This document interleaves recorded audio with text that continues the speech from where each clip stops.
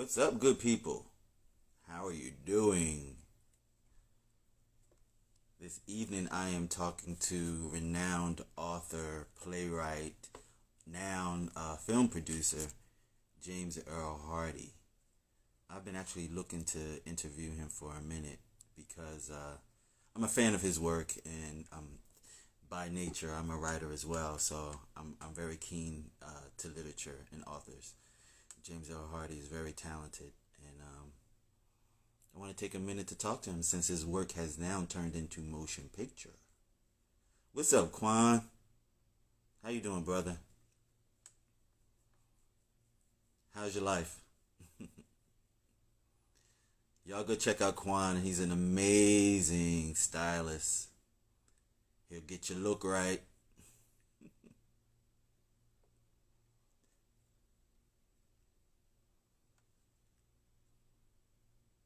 Mr. James L. Hardy is in the building. Good, Quan. Glad to hear it, brother.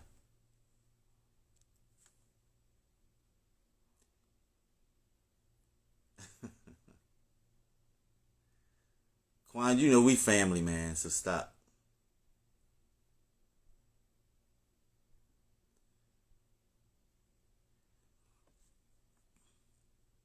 So, Mr. Hardy, I just tried to invite you to the live, but the button isn't activated. Try to join on your end, see what happens. I know sometimes when you don't have the latest version of the app, it won't let you. Timmy, what's going on, man? It's a dynamic MMA fighter right there. Check him out. Follow him. He got big things coming. Timmy, I didn't forget you. I'm gonna get those tickets. Mr. Hardy, I can see that you're in the room. I'm trying to send you an invite, but it won't let me for whatever reason. See if you can join. Try to join my live. A request.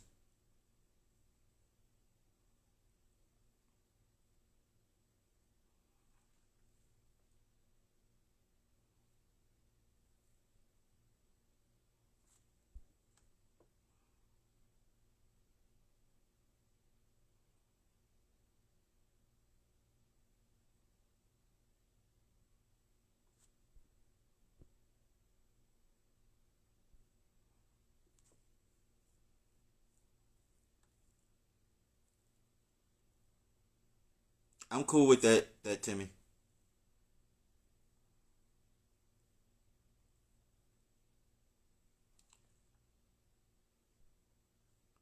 Yeah, there we go, Mr. Hardy.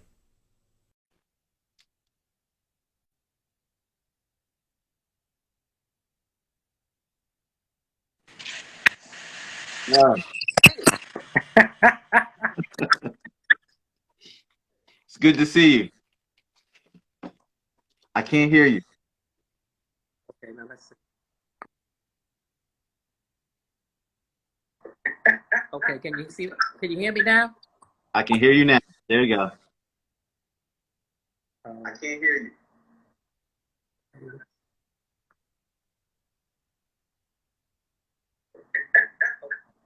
okay.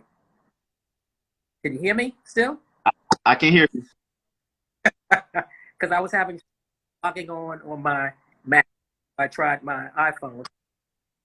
Um, Got you. I appreciate this opportunity to have a talk with you. I am a fan, and I have been for quite some time. I love your writing. But let's do a test. Say something. See if I can hear you because it just went out again. Good afternoon. I heard that. Good. Okay. All right. So, I guess one of my first questions is how are you doing since the pandemic, and how are you handling the reemergence and the resurgence into life? Um, well, the pandemic really didn't affect me in terms of my working life since Mhm. I'm a homebody. um, that, for the most part, just continued for me. It just didn't continue in the same way. Uh, Okay. but unfortunately, I did lose a few family members. and very good Sorry. friend. Yeah. Of course, could not attend memorial services because we really couldn't travel. And of course, being in a enclosed space with so many people. So, Right. in fact, one of those people I lost was the gentleman who created the term "Jud." Really? I think, Wow. I mean, in fact, he passed just 2 days before we started principal photography. So, Wow. was actually walking around in a daze for a little bit, a couple of the first few days on the set, just because of that. But I pushed. I'm sorry to hear that.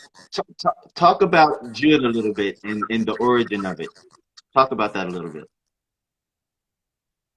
Well, I had known Andre for about 30 years, and in '94 when in '93 when I started constructing who Raheem was, I asked his term because it fits Raheem perfectly, and he gave it to me. So, Okay. And I'm sure that he was honored that you took his moniker and put it into everything henceforth when the novels that you created. Yeah. Yeah. So, and Paul, in general, how have you been? How are you? well, I'm better than Judd. That I cannot complain. The planets are aligned. I mean, this is not only BBoy Blues' moment, but mine too. We've waited a very long time for this, so I'm every single second. Right. So let's go back on your timeline a little bit. You graduate from Columbia, right? And you're a graduate from college, and what are you thinking at that point in time as far as what you're going to do as you walk out of those doors? What are you thinking? Well, when I graduated from Columbia, I went straight to Newsweek, Hmm. where I wanted to be. Good. I was a research fellow, of course, a fancy way of saying intern, but that didn't matter because I was actually where I wanted to be, and I was actually in the department I wanted to be in, the arts department. That's dope. I was where I wanted to be, but I actually wasn't doing naturally. I wanted to write, but I knew Yes. felt that eventually that would happen. So, Hmm. And what gave you that perseverance to stick in that, knowing that you had more to do in that space that you wanted to be in? um, well, I guess one of the things that helped me was that I was the fly in the buttermilk in that department, even though I wasn't officially on staff. Uh-huh. Everyone knew who I was, and I would let anyone know who was willing to listen. Yeah, one day I'm. So I put them on notice. Of course, just 2, 3, well, actually 3 months in, Pookie and Little Bit had. So, Mr. Hardy, your sound keeps going in and out, so I'm hearing like every third word. how does that sound? That sounds good. Or Jud.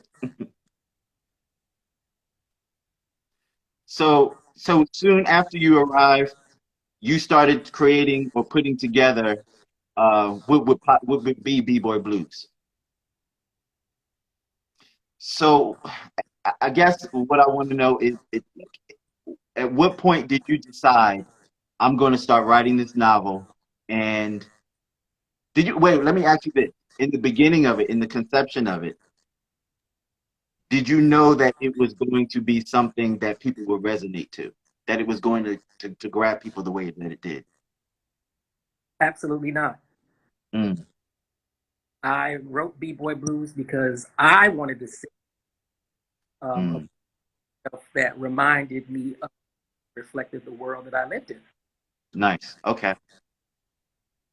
And I certainly didn't think that it would turn into a series and then a play and now a movie.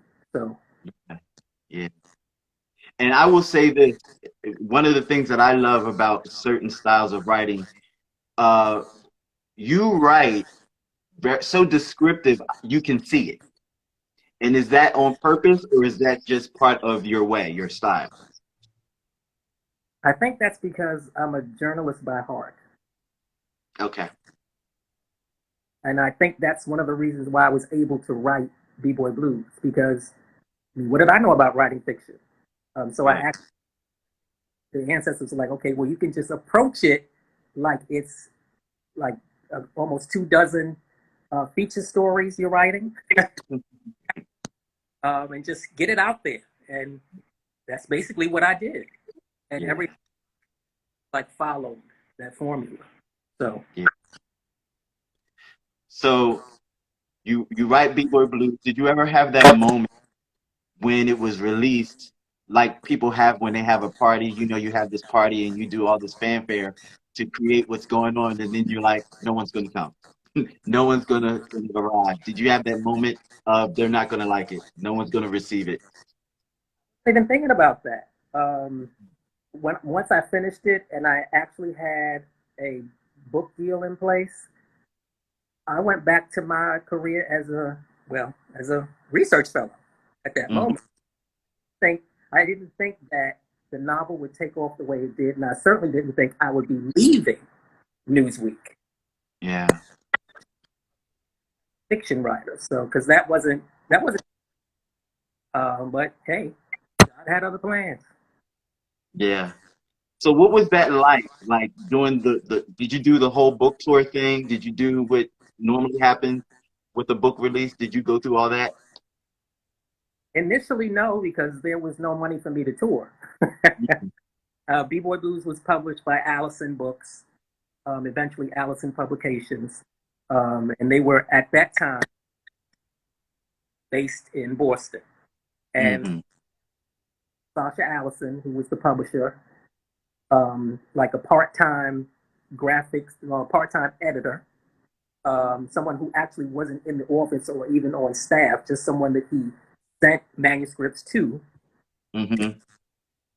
and a graphics person who was also part-time. So he he didn't have the money to send me out on tour, and I had Mm-hmm. to go out on tour. I said, okay, I can walk into a bookstore, I can see it, it's real, I'm happy with it.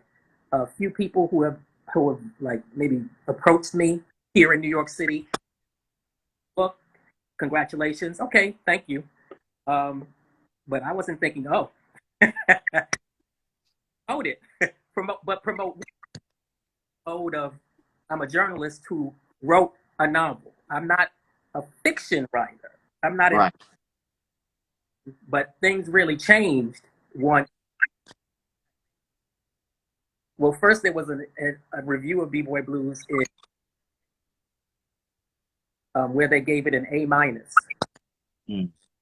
It's unheard of for, well, first of all, it's almost unheard of for Entertainment Weekly to read a book from a small lesbian and gay press. Right. How did that happen? Um, and then in January, there was a feature story on me in USA Today. So, and once that, I think it was the second printing of B-Boy Blues, just flew out the stores. And Wow. like, uh-oh, what's going on here? Because usually his books might sell at tops Hmm. 10,000. We had sold that in less than 2 months. Wow. When the third printing rolled out, he started getting all these requests. I said, well, how are we going to pay for this? I can't go out on tour. I mean, I can do it on the weekends. I mean, I still have my job. Right. How are we going to pay for it?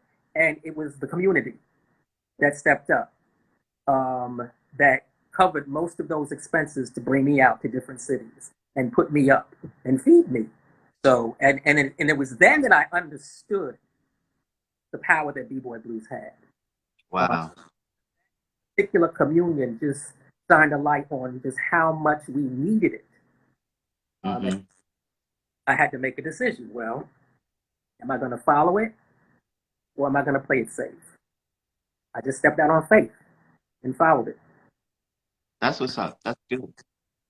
And with you being out there amongst the community and now actually during the tour, what are the things that are being said to you, like while you're out on the road? What are the things that you're hearing? You mean back then? Yes. Well, mostly thank you for writing. It's my story, Mm-hmm. my friend's story. I'm Raheem. I'm BD. I'm Babyface. I'm Angel. I'm DC. Hey, I'm Aunt Ruth. You know, it kind of gets to actually look in the mirror. Yeah. Okay. Affirmed, we should say, because there was still so little out there at that time. Mm-hmm. Saw us for who we were and celebrated that. So, yeah. And at what point did you decide to do the sequel? That was actually when I was, and Raheem just started talking to me. He was like, "Yo, Mitchell got to tell his side of the story. I want to tell mine." And before you knew it, second time around was born, and that was the moment I realized, yeah, I Okay. I just got her. I can't do both. I really can't do both. So Raheem out the door. Guess you could say.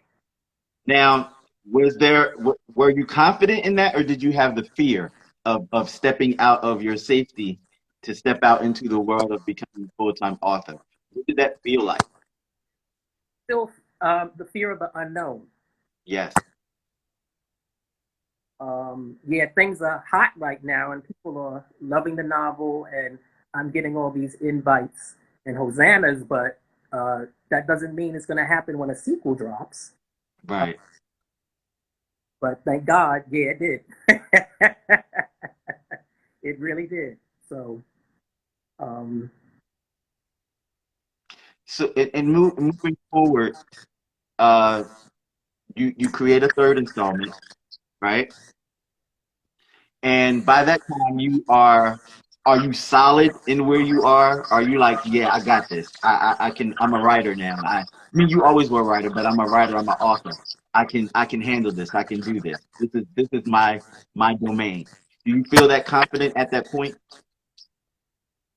I don't know if I felt confident in calling myself an author Mhm. when If Only for One Night dropped, but I was getting comfortable in that skin. Okay. It, it, it just takes a while because for most of my writing life, I was a journalist. So, and I'm actually still a journalist who writes fiction at this Yeah. point. Yeah. So I still had to go through some sort of a metamorphosis, I guess you could say, where I Yeah. am comfortable in that skin and calling myself an author. Um, and that probably didn't happen until the fourth book. Okay. Okay. So, um, yeah. So, at what point in time do you decide that it's playworthy? Like people just they need to see it. This was around the beginning of the tens. This Okay. and I guess, well, I guess I thought this would probably be a unique way to actually bring Pookie Little to the 21st century. Okay. And again, I didn't know what would happen once I finished the play and just started sending it out. Thing that, yeah, it would at least find itself on a stage somewhere. Hmm. It. So So, you writing the play. This is a new, yet another writing avenue for you. What are you thinking about as you take on this task of being a playwright now, adding another moniker to your name? Well, that there can't be a cast of 1,000 on that stage. Unfortunately, a few of the beloved characters just could not be included. Right. Most notably, Little Brother Man. Yeah. Really, and I agonized over that for a few weeks. Yeah. Uh, I mean, we know just how important he is to that nucleus. Mm-hmm. Practically speaking, the play works better without him, and it has been able to move from city to city without us having to cast a child actor, because that is a extreme headache. You get I'm the sure. get the manager, you might even get the lawyer, you get child protective services, you get the Mm-hmm. youth. So it's kind of like all of these entities have to be involved. And quite frankly, I just didn't want the because I knew just mounting this production, there's Mitchell and Raheem, and there are 6 featured actors. Yes. Still a lot of folks to cast, to rehearse with, and to mount the production with. So adding a child to that equation, even I knew somebody who had basically never written a play before or produced one would be an insurmountable task. Right. Particularly that would be produced independently. So Right. so yeah, no Little Brother Man. But of course, he had to be in the movie. Absolutely. So let's get to the movie. So in the initial, is it your decision to make it a movie, or did someone come to you and ask you to turn it into a Well, I've been on this particular train for over a quarter of a century. movie? Mm-hmm. Option for BBoy Blues was taken out in summer of '95. Mm-hmm. Always been this talk. There's always been the approach from different directors, producers, writers, from studio people um, when it comes to BBoy Blues, but um, everything just did not come together until 2020. So Got it.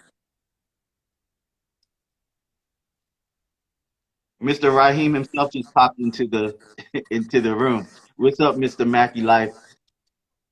Philadelphia born and raised. So okay, so I'm not being salacious when I ask this. It's for educational purposes. In the creation of the movie, was Jesse always involved in that coming to fruition? actually, he was. Okay.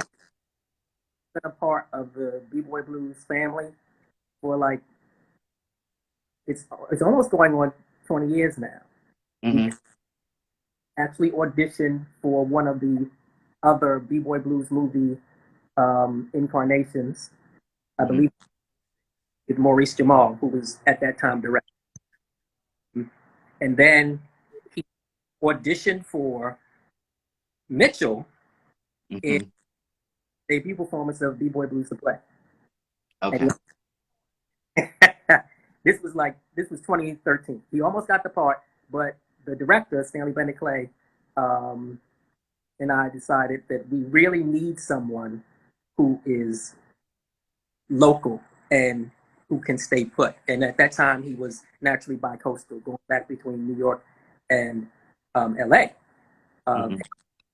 Really could not pay him what he really deserved to do this project.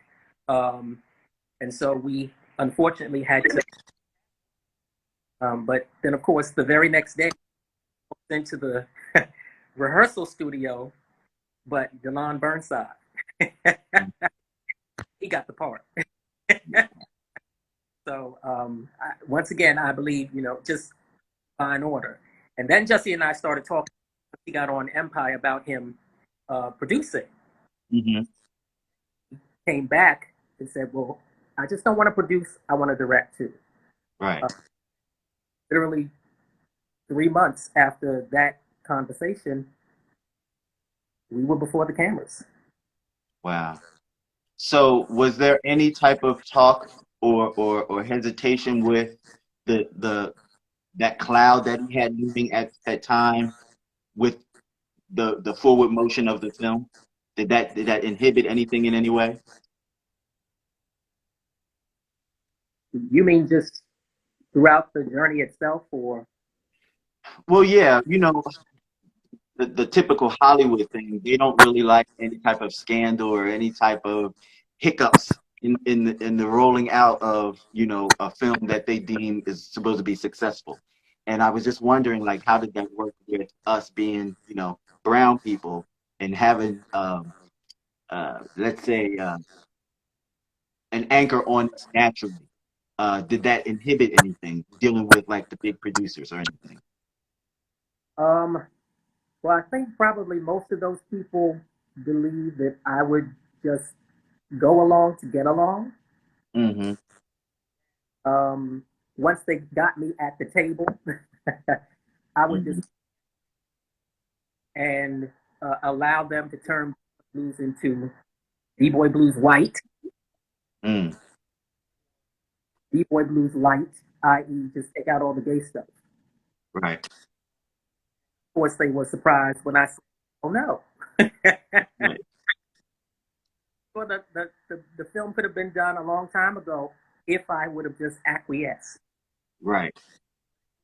in B-boy blues. Right. Yeah. Well, I'm as a fan of your work, I'm thankful that you didn't acquiesce and allow that to happen. And I'm glad you stood up for your art and your creation. So, how are you feeling now that the film is out? Oh, wait a minute, before we get to that point. Mona Scott's insertion. Tell me about how Mona Scott became involved. Well, that Mona had a particular in with BET Plus. Mm-hmm. Somehow she and Jesse were, I guess, talking, and she watched the film and she loved it, and she actually took us over at BET Plus to seal the deal. That's So, very nice. Yeah. And I'm so thankful. Shout out to Mona Scott Young. So, now that the film is out, how are you feeling? um, on cloud 19,000, still, it's Yeah, I'm sure. it's Yeah. very. Well, first of all, I watch the film every day. Watching it, it's on. So it's kind of like now my soundtrack. It's playing at some point during the day, because it's just so beautiful and it's gorgeousness, Yeah. and it makes me so happy that it makes us so happy. So, and especially given that it had this long trajectory to the screen, like, well, the folks who were with me from the jump, Yes. uh, who kind of discovered B-Boy Blues with the play, and Mhm. now folks, the youngins, who did film but did not know it was based on a novel, Right. Right. pulling them all in, which is wonderful. Absolutely. A very important question, sir. Where is the soundtrack? That's a very good question. I'll have to hit up Jesse about that again. Yeah. I need that in my life. I need that in my life. And I just want to share with everyone, you know, it continues. And thank you for sending me, you know, the continuation of the story. And then you sent me another Mm-hmm. story continues. And Mr. James Earl Hardy is still in the novel game. The only problem that I have is you did not sign these, sir. So when I see you, when we run into each other, these will be in tow, and I need your John Hancock in both of these. So what's next? Are you going to continue the series in the film? Well, that's the plan, All right. and or series. So Nice. Very nice. a sequel because they truly want to know what happens after that very last scene. And yeah, yeah. Yes. Read not just the sequel, but the immediate sequel, second time around, but a few of the other titles in the series know that, well, you shouldn't have been so surprised by Right. Yeah. but that's okay. Yeah. That's pretty dope.